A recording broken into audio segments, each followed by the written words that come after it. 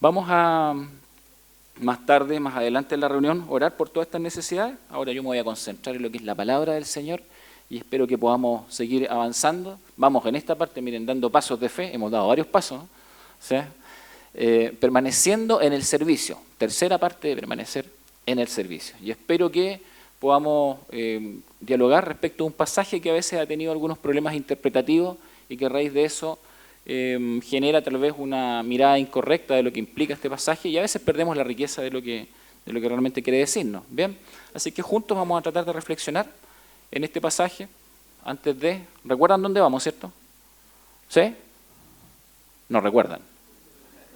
No recuerdan. ¿Vamos acá? ¿Sí? ¿Vamos ahí? No recuerdan nada. Ya.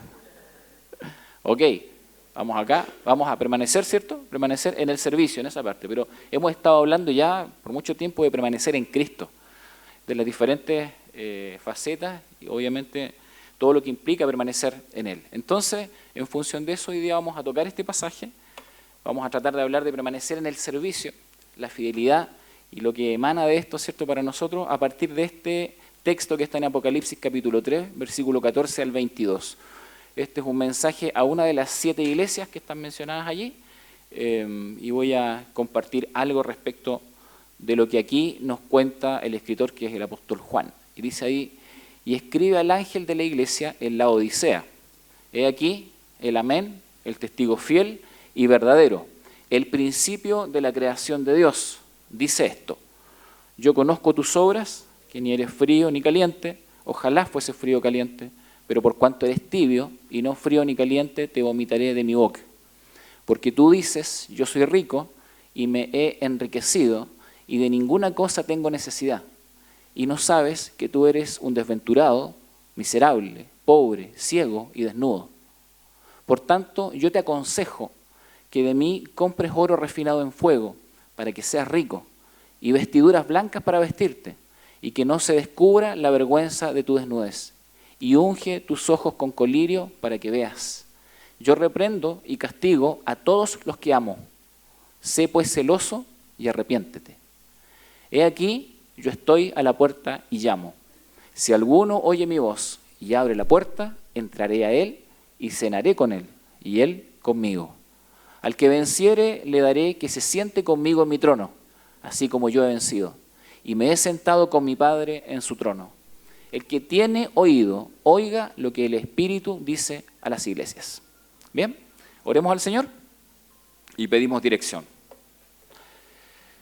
Padre, en el nombre de Jesús estamos delante de tu presencia en esta hora. Te pedimos humildemente que nos guíes, Señor, en el estudio de tu palabra, que sea un tiempo de reflexión guiado por tu Espíritu Santo, que podamos ser sabios para entender, sabios también, Señor amado, para aplicar a nuestra vida, sabios para ser corregidos, sabios para aceptar tu amor también en estas expresiones que son importantes, Señor amado, que están relacionados también con cómo nuestra vida tiene que estar siempre dispuesta delante de ti, en caminos de santidad, en caminos de corrección.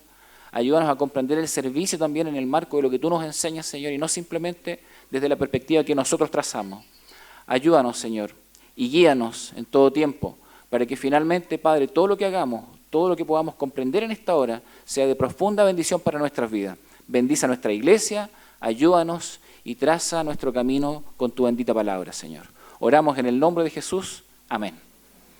Bien, este es un pasaje muy, muy interesante, ¿no? Como mucho de la palabra del Señor, por supuesto, pero este pasaje en particular siempre he tenido alguna lectura. Vamos a tratar de mirar juntos de qué se trata. Aquí está el contexto inmediato de la carta, lo primero que nos menciona. Yo lo voy a leer solamente por una referencia que está antes del mensaje a las 7 iglesias. Allí dice, de alguna forma, quién es el remitente, quién es el que envía la carta. Por eso es importante leerlo y así entendemos después quién es el que está enviando este mensaje. Dice allí, bienaventurado el que lee y los que oyen las palabras de esta profecía y guardan las cosas en ella escritas, porque el tiempo está cerca.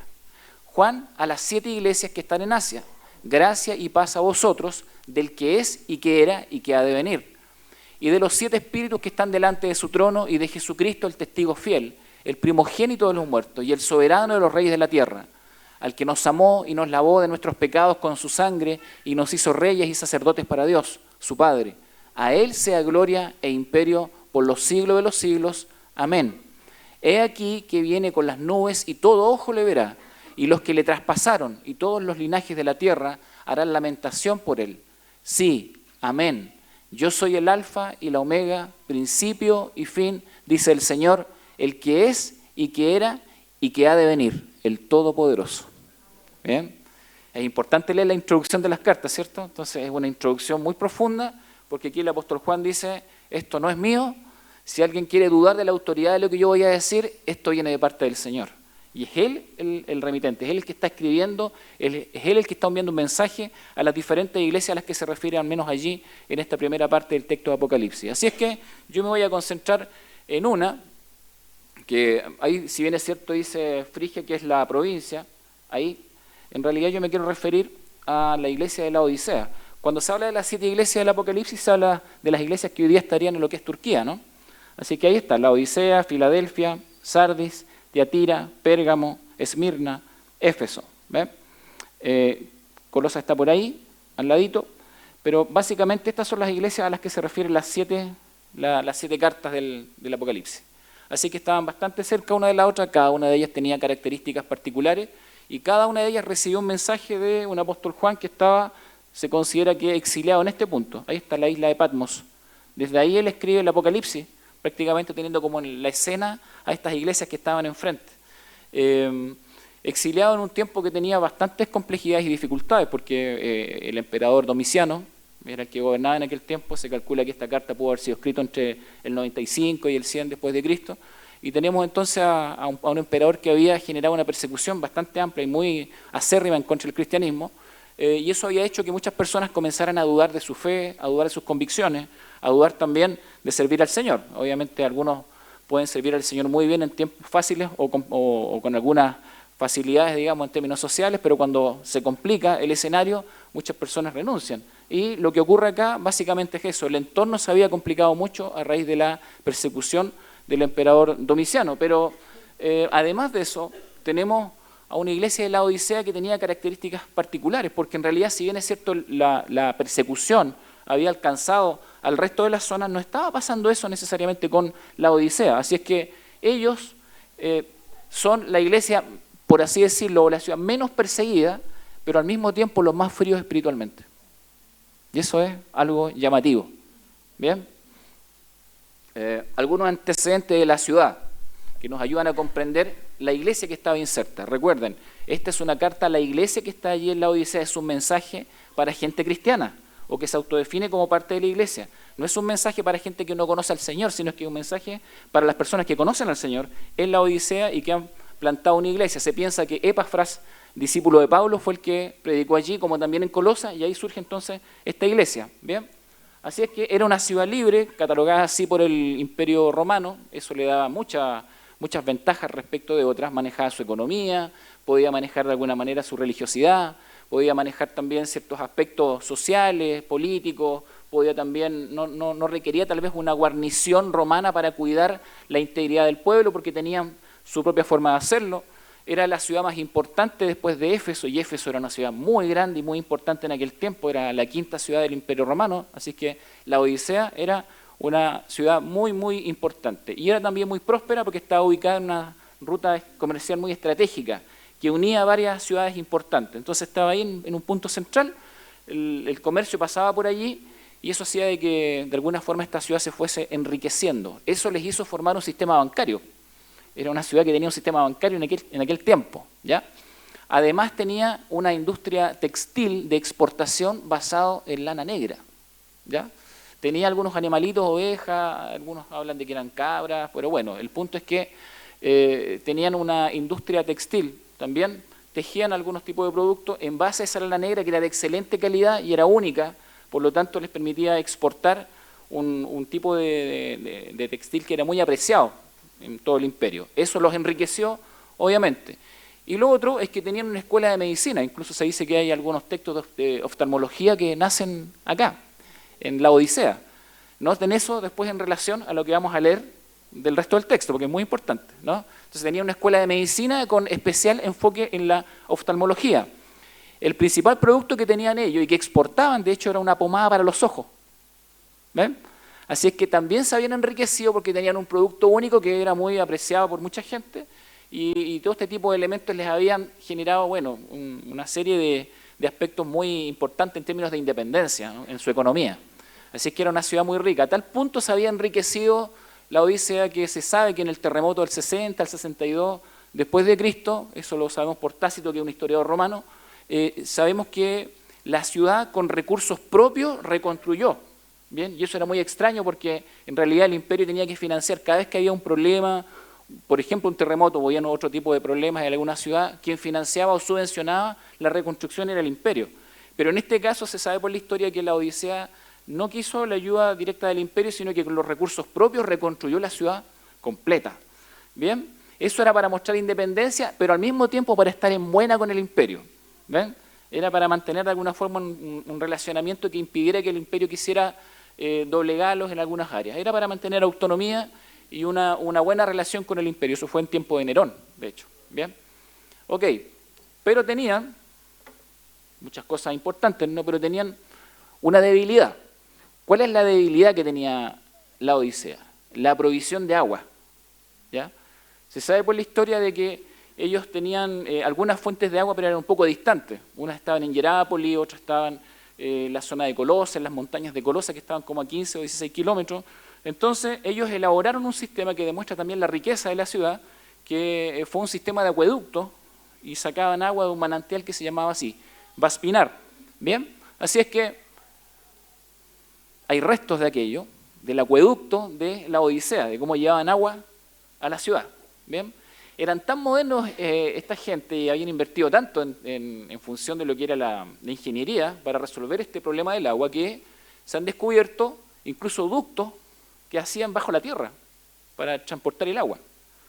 Ahora, eso era bueno por un lado y malo por otro, porque en realidad estos ductos que requerían bastante mantención y ellos habían ideado un sistema con el que podían tener como unos tipos de cámara de registro, le decimos hoy, ¿no? Unas cámaras de registro, entonces las podían abrir y ahí podían ir limpiando, pero generaba mucho calcio, entonces se calcificaba la parte interna y limpiarlo era difícil. Por lo tanto, cuando podían hacer mantención constante no tenían muchos inconvenientes, pero cuando, por ejemplo, los atacaba algún ejército extranjero, habían guerra, no podían hacer la mantención. Y como no podían hacer la mantención, se juntaba el calcio, ¿cierto? Y el agua que llegaba a la ciudad ya no era de muy buena calidad. ¿Cómo era el agua? El agua era tibia. Ya no era el agua fría que venía del manantial. Era un agua tibia y además de ser un agua tibia, era un agua con estos restos de calcio y generaba malestares estomacales. Generalmente provocaba vómito. ¿Se entiende la lógica de dónde vamos? ¿Ya? Ok. Entonces, tenían un gran problema en tiempos difíciles, como acabo de explicar. El agua tibia y el excesivo calcio que provocaba enfermedades. Entonces, ahora vamos a mirar un poco el texto, ¿no? Porque hay que compararlo con el tema de las ciudades vecinas. Por un lado estaba el agua fría de las montañas de Colosa. Ellos, dada la riqueza, a veces podían comprar esa agua y conducirla hacia ellos, pero Colosa no tenía problemas con el agua. Ellos tenían agua fría que bajaba de las montañas. ¿Ven? Y por otro lado, tenía un agua que era muy apreciada, eso sigue existiendo al día de hoy, para los que conocen, hay gente que tal vez ha estado allí, esto es Hierápolis, ¿bien? En Turquía. Ellos tenían un agua caliente que era considerada como medicinal, unas termas, ¿bien? Así es que era el agua caliente de Hierápolis y el agua fría de las montañas de Colosa. Ambas eran cosas positivas. ¿Se va entendiendo? Ambas eran cosas positivas. Por eso a veces la interpretación del texto no es totalmente correcta cuando la gente habla de frialdad espiritual por un lado y el otro fervor espiritual cuando habla de lo caliente que dice el texto bíblico. Más bien está haciendo una referencia de que más te vale ser frío o caliente, son dos cosas positivas. ¿Ven? Ok. La tibieza de la Odisea, y ahí lo entendemos mejor. Hay que entender que había en ello autoconfianza. ¿Sí? Mucha autoconfianza. El nivel de recursos, el enriquecimiento, había autojustificación. Claro, ellos definían su moralidad, su ética, eran una ciudad libre. Por lo tanto, sentían que no tenían que responder a ciertos estándares. Había una falsa seguridad que se había construido entonces en función de esto. Y por último, había una decadencia espiritual. Porque este entorno de autoconfianza, este entorno de autojustificación, terminó provocando una influencia, terminó permeando a la iglesia. la iglesia que estaba sentada allí comenzó a parecerse mucho a la gente de su entorno, a la cultura. ¿Ven? Dejaron en un momento de entender adecuadamente su relación con Dios y comenzaron a decaer espiritualmente. Entonces, cuando el texto bíblico les habla, cuando Jesús les habla por medio de este pasaje, obviamente está usando elementos que ellos pueden reconocer para que la enseñanza sea muy clara para ellos. Y eso es muy propio de Jesús. Jesús siempre hizo eso. Si ustedes ven las parábolas de Jesús, son historias que se obtienen de la vida diaria para que las personas puedan asimilar correctamente la enseñanza, el mensaje, ¿cierto? Entonces, aquí está. ¿Estamos bien hasta allí? ¿Sí?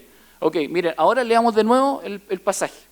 Dice, y escribe al ángel de la iglesia en la Odisea. He aquí el amén, el testigo fiel, después voy a explicar eso. Y verdadero, el principio de la creación de Dios dice esto. Es Jesús el que está diciendo esto. Yo conozco tus obras, que ni eres frío, una actividad positiva, ni caliente. También era positivo. Ojalá fueses frío o caliente. Pero por cuanto eres tibio y no frío ni caliente, te vomitaré de mi boca. Es el rechazo natural a aquello que se estancó, a un agua que ya no sirve. ¿Ven? Es el rechazo natural que se provoca frente a un agua que está llena de calcio, lleno de suciedad, con una tibieza que no le sirve a nadie. Como en tiempos difíciles no pudieron hacer la mantención, y eso es muy significativo, dejaron de lado la mantención en tiempos difíciles, el agua comenzó a dejar de hacer lo que tenía que hacer. Y comenzó, en vez de ser buena para las personas, comenzó a dañarlas.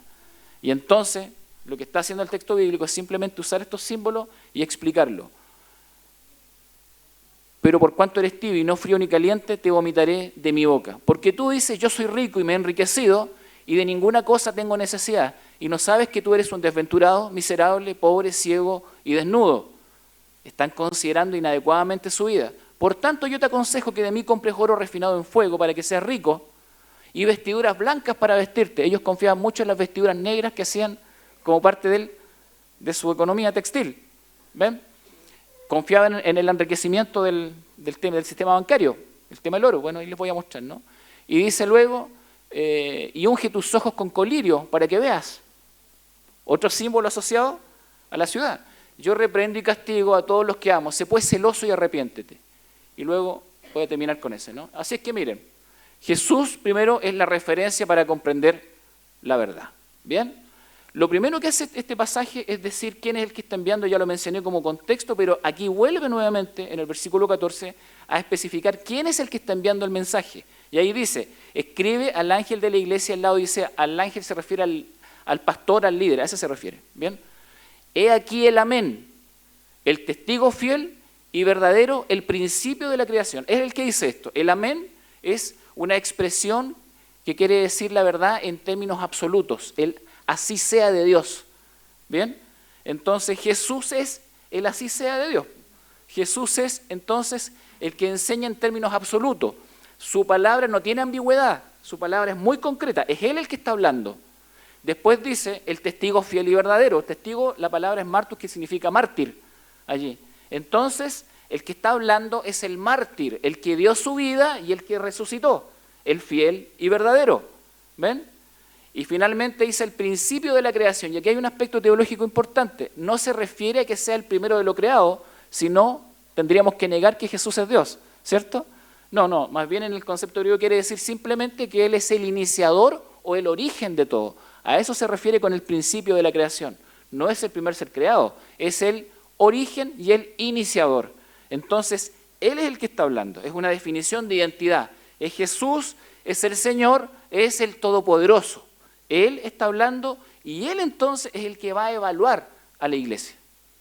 Bien, esto es importante porque las personas habían construido su verdad, su perspectiva de la verdad, sus propios criterios eran lo que estaban gobernando la capacidad de alguna forma de entenderse a sí mismos y entender la historia y entender lo que ellos estaban experimentando. Entonces Jesús dice, no se trata de los criterios de ustedes, humanos, se trata de lo que yo digo, no se trata de la definición de la verdad que ustedes puedan esbozar, se trata de la verdad que yo voy a decir. Entonces, el resto del pasaje de alguna forma va a ser una confrontación, por eso se plantea así, y se plantea como una confrontación en tú dices, yo digo. Así es. Ustedes las personas dicen O el ser humano dice, pero yo digo. ¿Recuerdan que eso se repite también en los evangelios? ¿Cierto? Oísteis que fue dicho, pero yo os digo. ¿Ven? Entonces, tú dices, yo digo, es una confrontación. Y Jesús establece la base para explicar por qué es Él el que va a interpelar desde su verdad. Él dice, te conozco mejor que tú mismo. Estoy parafraseando lo que dice el pasaje de Apocalipsis. Te conozco mejor que tú mismo, te conozco. Y esa expresión te conozco es en intimidad. Conozco tu corazón, sé cómo piensas. ¿Ven? Eso está diciendo. Y agrega, eres tibio. No sabes, y la expresión ahí de no saber no es algo meramente el conocimiento, es decir, es alguien que rechaza el querer saber. Está consciente de alguna forma que está mal en algunos aspectos de su vida, pero no quiere escuchar más lo que Dios le quiere decir. ¿Ven? Entonces, como hacerse el sordo de manera intencional. Esa es la expresión que está usada ahí. Entonces, no sabes, pero quiere decir, no quieres saber. Te haces el sordo a la voz de Dios. Te haces el sordo a lo que Dios quiere decir. Y entonces, el rechazo entonces se ha convertido en el parámetro para ello. Tú dices, yo soy rico. Y ahí nos muestra la diferencia de visiones. Miren, tú dices, yo soy rico. Tú dices, me he enriquecido. O sea, no solamente soy rico, sino que yo soy la fuente de mi enriquecimiento. Lo he logrado yo. ¿Ven? Eso está planteando. De ninguna cosa tengo necesidad. Eso dice el ser humano, en este caso. Le está hablando a las personas de allí, ¿no? Eso dicen ustedes. Y Jesús dice, yo digo, tú eres desventurado, eres miserable, eres pobre, eres ciego y estás desnudo. El asunto es que como en la primera parte se estableció quién es el que habla con la verdad absoluta y quién es el que conoce a las personas mejor que ellas mismas, que es Jesús, entonces obviamente cuando uno mira el listado de la derecha, eso está mucho más ajustado a la verdad de lo que está ocurriendo. Más allá de lo que las personas pueden o no aceptar, en realidad lo que está haciendo Jesús es dejar en evidencia lo que está pasando realmente en las personas que son parte de esta iglesia allí en la Odisea. Así que aquí hay dos miradas que no tienen encuentro, no hay ambigüedades, es un choque total de la realidad. ¿Ven? Tú dices, yo digo. Y creo que tendríamos que pensar seriamente también si es que nosotros a veces nos estamos oponiendo al análisis que Dios hace de nuestras vidas. O si a veces Dios nos está hablando y no queremos escuchar, ¿cierto?, las correcciones del Señor en función de aspectos que tal vez no están bien, tal vez pueden estar muy bien en términos de criterios humanos, en función de lo que nosotros estamos determinando. Pero aquí, ¿qué es lo que más importa? ¿Lo que uno dice a veces en su pobreza de criterio o lo que dice el Señor? ¿Qué es lo mejor para mi vida? ¿Qué es lo que sana mi vida? ¿Qué es lo que orienta mi vida? ¿Con qué me voy a quedar entonces para poder vivir? Y entonces las personas comienzan a ser interpeladas. Y la interpelación es dura, ¿no? Es difícil. Porque nos lleva entonces a dialogar con nuestra intimidad. Y a comenzar a preguntarme si estoy tan bien como creo. Si realmente es que he trazado una vida tan fantástica que está todo bien en mí. Y entonces el Señor habla al corazón y comienza a interpelar. Y el consejo del Señor. Te aconsejo, le dice el Señor, que compres de mí. Le habla en términos financieros y económicos porque es una ciudad acostumbrada al comercio. ¿Ven? Es gente acostumbrada a esto. Entonces le habla de una manera que los puede entender. Bueno, ¿quieren comprar algo? Dice, ¿quieren comerciar con algo? Comercien conmigo, dice el Señor. Cómprenme a mí. Ahora, ¿qué debo comprar? El texto lo dice. Dice, compra oro refinado para que seas verdaderamente rico. Y el oro refinado es el oro pasado por el crisol, ¿cierto? Aquel que experimenta el fuego para ser purificado. Entonces, ¿qué está diciendo el Señor? Ponte en mis manos, ¿cierto? Para que yo moldee tu vida, para que yo te purifique. ¿Quieres comprar algo verdaderamente valioso? Compra oro refinado del mío, dice el Señor, para que seas verdaderamente rico. Después le dice, compra vestiduras blancas para cubrir la vergüenza de tu pecado. Yo solamente puedo solucionar esto, dice el Señor. Solamente yo puedo solucionar el conflicto del pecado en tu vida. Solamente yo puedo limpiarte. ¿Ven? Entonces, compra vestiduras blancas para que cubras la vergüenza de tu pecado. Compra colirio, le dice. ¿Habrá entendido la gente cuando se le habló así? Por supuesto, si ellos eran comerciantes de de pomada para los ojos. Estaban entendiendo claramente lo que le estaba diciendo. Compren colirio, pero compren colirio del mío, le dice el Señor. ¿Ah? Ese que venden ustedes soluciona cuestiones humanas, que puede ser muy bueno, pero en realidad yo quiero darles un colirio, dice el Señor, para comprender la verdad y para caminar en ella.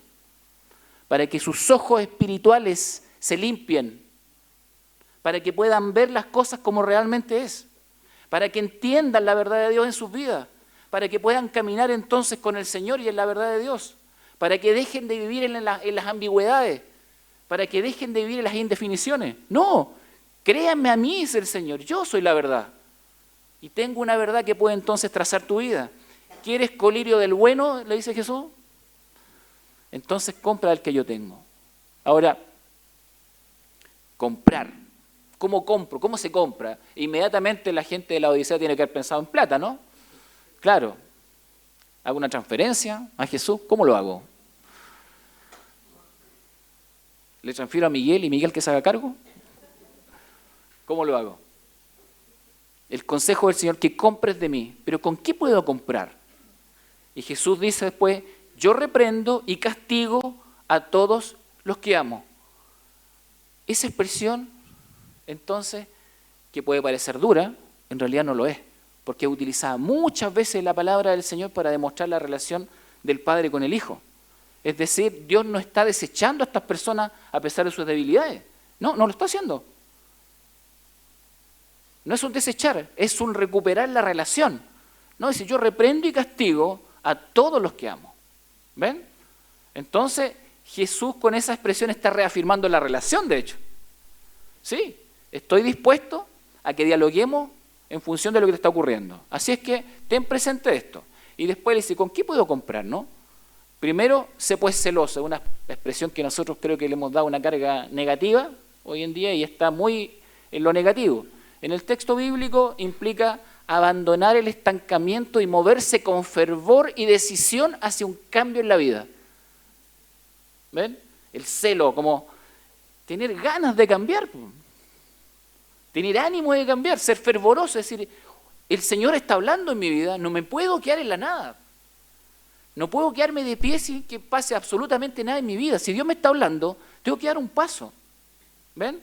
Eso es lo que está haciendo. Dice, bueno, ¿quieres comprar lo que yo tengo para ti? Así se compra, dice el Señor. No es plata. Se compra con el anhelo de querer cambiar. Se compra con el fervor y la decisión de querer un cambio en la vida. Hermanos, ¿queremos un cambio en nuestra vida?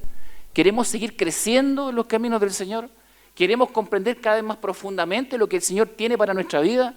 Si nuestra vida espiritual está estancada, ¿queremos salir de ese estancamiento, de esa tibieza que no nos hace bien a nosotros y no le hace bien al resto de las personas? Así es que compra con celo, le dice, y después es la otra manera de comprar, la definitiva, arrepiéntete. ¿Ven? Así se compra con el Señor, con arrepentimiento. Arrepentimiento. Metanoia es la palabra en griego, significa, primero, sentir un profundo dolor por la condición personal.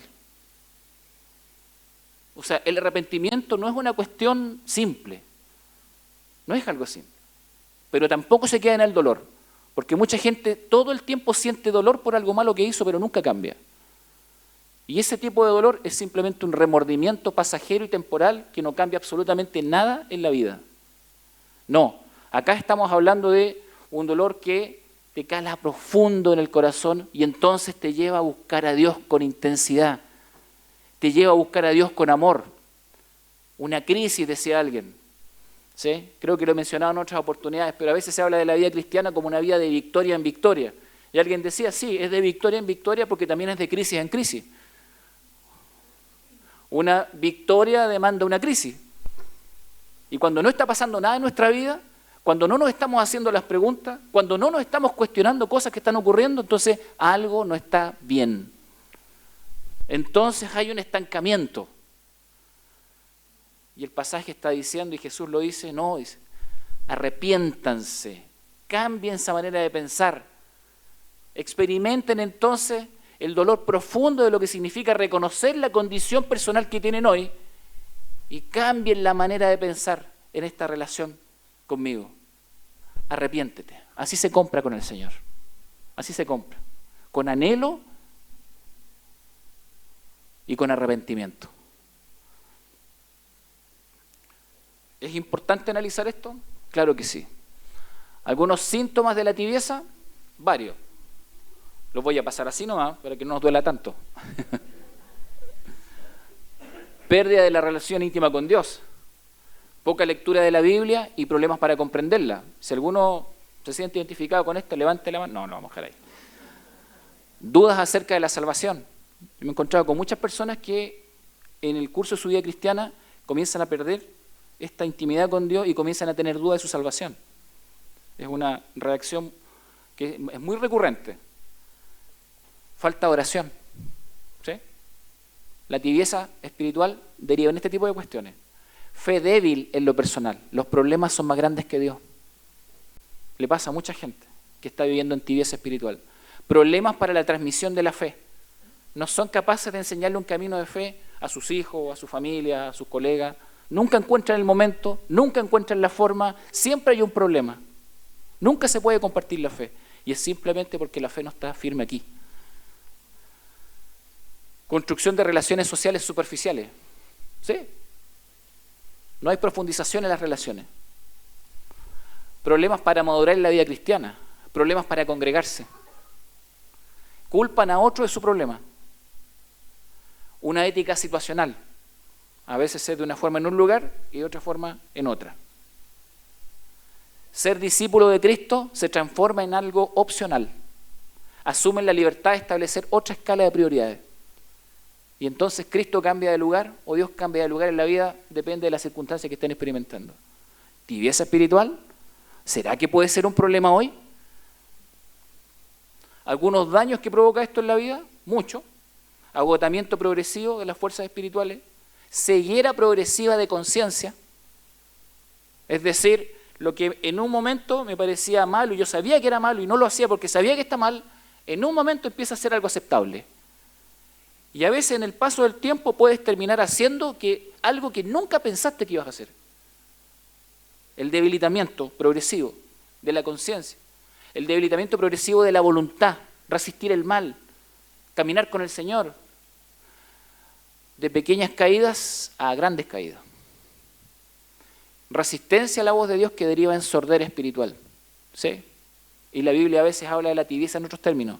Nos habla de ciego y nos habla de sordos. En Isaías y varios pasajes de los profetas y también en el Nuevo Testamento nos hablan de gente que es sordo porque no quiere escuchar intencionalmente a Dios. O es ciego porque no quiere ver lo que Dios está haciendo de forma intencional. Entonces, ¿puede provocar daño la tibieza espiritual? Claro que sí.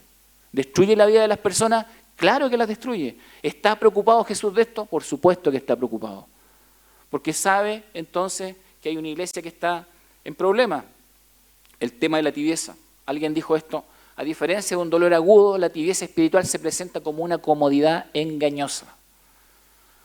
Una satisfacción superficial que oculta su daño subyacente. ¿Ven? Algo que a veces puede ser imperceptible, pero que poco a poco va socavando la fe. Hay que estar atento. El lugar más peligroso, lo dice el doctor Juan Sánchez, el lugar más peligroso no es donde se arriesga la seguridad física, sino la que arriesga la seguridad del alma.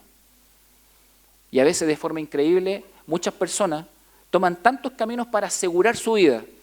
Estoy seguro que aquí mucha gente lo hace y está bien que se haga, ¿no? Se asegura la vida en lo económico, se asegura la vida en lo laboral. Hay muchas seguridades que tomamos. Y me pregunto, ¿cómo es posible que tomemos tantos riesgos entonces con el alma? ¿Cómo podemos tomar tantos riesgos con lo espiritual? ¿Cómo podemos tomar tantos riesgos con nuestra relación con Dios? ¿Por qué eso es menos importante que otras cosas, como la lana, como la pomada, lo que le pasaba a la Odisea, ¿ven? ¿Por qué esas cosas habían tomado el primer lugar en su vida por sobre el Señor? Entonces, tenemos que reflexionar. Y tenemos entonces que volver al Señor y hablar profundamente entonces de nuestra necesidad con el Señor. Tenemos que preguntarnos, ¿cómo está nuestra vida hoy? ¿Cómo está nuestro corazón delante del Señor? ¿Cómo está entonces la obra del Señor en nuestra vida? ¿Hay preguntas que tendríamos que hacernos? ¿Cómo estamos experimentando entonces esta relación y este camino con el Señor? Entonces el Señor va a utilizar. Si no se preocupen, lo puedo leer desde acá, si no lo encuentro. ¿Tienen sus Biblias ahí? Ya, entonces no se preocupen, vayan a Apocalipsis 3. Qué bueno que traje los lentes para acá. Ahí está. Gracias. Aváncenlo.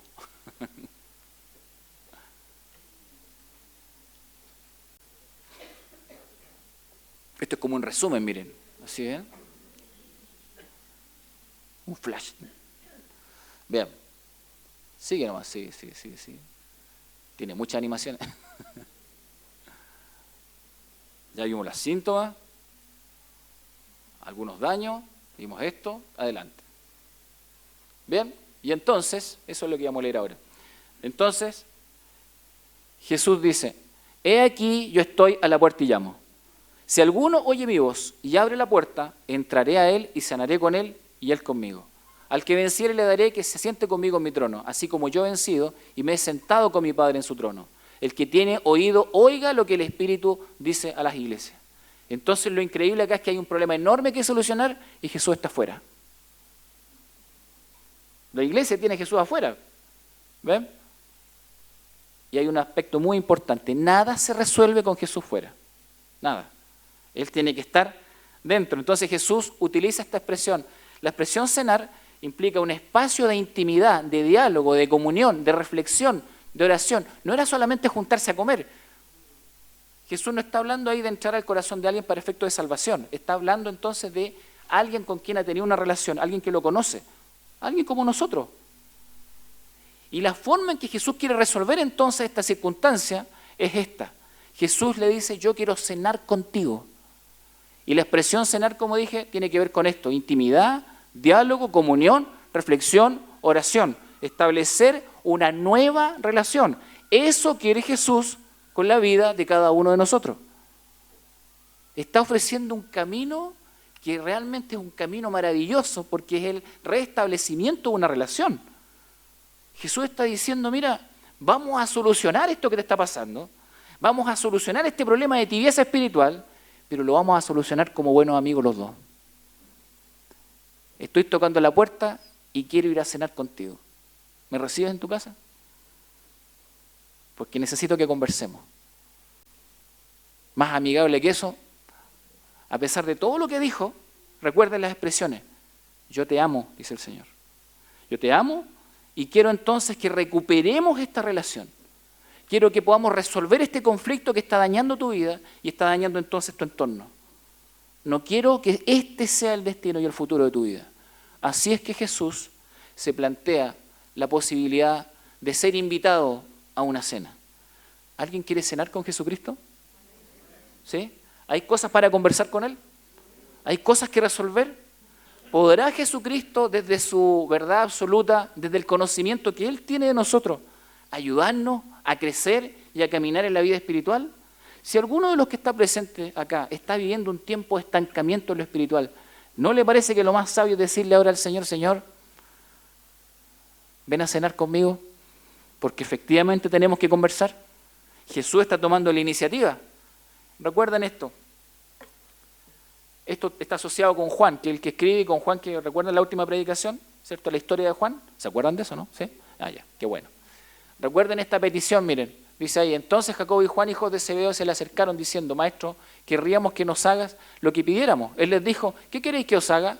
Ellos le dijeron, concédenos que en tu gloria nos sentemos el uno a tu derecha y el otro a tu izquierda. Entonces Jesús le dijo, no sabéis lo que pedís. ¿Podéis beber del vaso que yo bebo o ser bautizados con el bautismo con que yo soy bautizado? Ellos dijeron, podemos. Jesús les dijo, a la verdad del vaso que yo bebo beberéis, y con el bautismo con que yo soy bautizado seréis bautizados. Pero el sentaros a mi derecha y a mi izquierda no es mío darlo, sino a aquellos para quienes está preparado. Juan pensaba que podía hacerlo en ese instante. Y si ustedes van al texto de Juan en Apocalipsis, voy a pasar más hacia el final, ¿no? Voy a volver un poquito atrás, aquí. Vuelvo atrás. ¿Qué dice ahí? Al que venciere, le daré que se siente conmigo en mi trono. así como yo he vencido y me he sentado con mi Padre en su trono. Miren, lo que Jesús le dijo a Juan, que en un momento no era posible, porque él no estaba en condiciones de asumir esto. Dice, eso va a ser posible en algún momento. Y Apocalipsis nos revela, y Jesucristo mismo nos revela esta posibilidad. Claro que sí. Si quiero que estén conmigo, dice Jesús. ¿Ven? Quiero que estemos juntos. Entonces, este lugar, uno empieza a descubrir acá, está reservado para los que caminan en fidelidad con el Señor. Para los que caminan en fidelidad con el Señor. Entonces, ¿alguno no está caminando en fidelidad con el Señor? Y el Señor está diciendo, no tengo ninguna intención que tu vida termine así. No tengo ninguna intención que tu vida termine en la tibieza. No tengo ninguna intención que tu vida termine simplemente en una triste expresión de lo que podría ser un cristianismo profundo para honra y gloria del Señor. No, dice el Señor. No me interesa ese tipo de fin para tu vida. Te amo y quiero lo mejor para ti. Recíbeme en tu casa. Conversemos, dialoguemos, cenemos juntos. Yo quiero decirte, dice el Señor, lo que realmente necesitas. Quiero contarte lo que realmente es bueno para tu corazón. Quiero decirte lo que realmente va a transformar tu existencia. ¿Tienes debilidades? Tráelas delante de mí, dice el Señor. Vamos a conversar acerca de esto. ¿Hay situaciones que te están coartando en tu relación con Dios?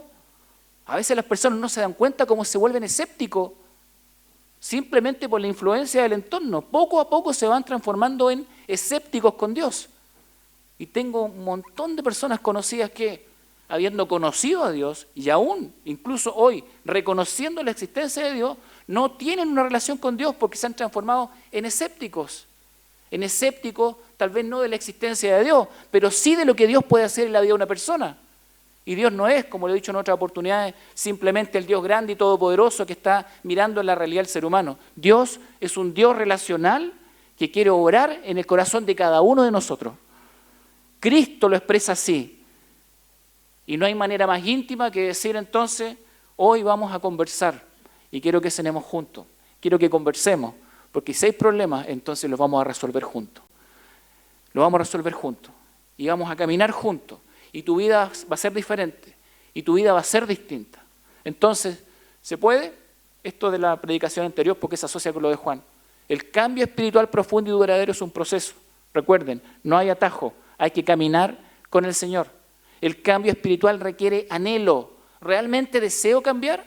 ¿Estoy a gusto en permanecer como soy? ¿Qué tan importante es para mí ser como Jesús? ¿Estoy dispuesto a negarme a mí mismo? El cambio espiritual fluye de una relación íntima con Jesús. Cuanto más amamos a Jesús, más grande será nuestra motivación para obedecerle y para seguirle. El cambio espiritual lo produce el Espíritu Santo. El cambio espiritual es posible. Sí lo es porque Cristo lo hace posible. Porque Él tiene el anhelo de trabajar en nuestra vida. Porque Él quiere que establezcamos una relación permanente con Él. Porque Él no está dispuesto a que nuestra vida termine en la tibieza. Es Él el que toma la iniciativa y entonces nos busca con ese amor profundo y eterno. Termino con lo que mencioné en aquella oportunidad. Deje que Cristo sea en usted. Deje que Cristo obre en su vida. De ese paso de humildad. La iglesia de la Odisea se había vuelto una iglesia lamentablemente muy soberbia, muy confiada en sí misma, en sus recursos, en sus posibilidades humanas. ¿Cuánto le duró eso? Creo que es muy correcto que en medio de tanta autosuficiencia busquemos caminos de humildad y le digamos al Señor, sí Señor, tú eres el suficiente para mi vida. Obra en mí, trabaja en mi vida, aquí estoy dispuesto hoy a cenar contigo.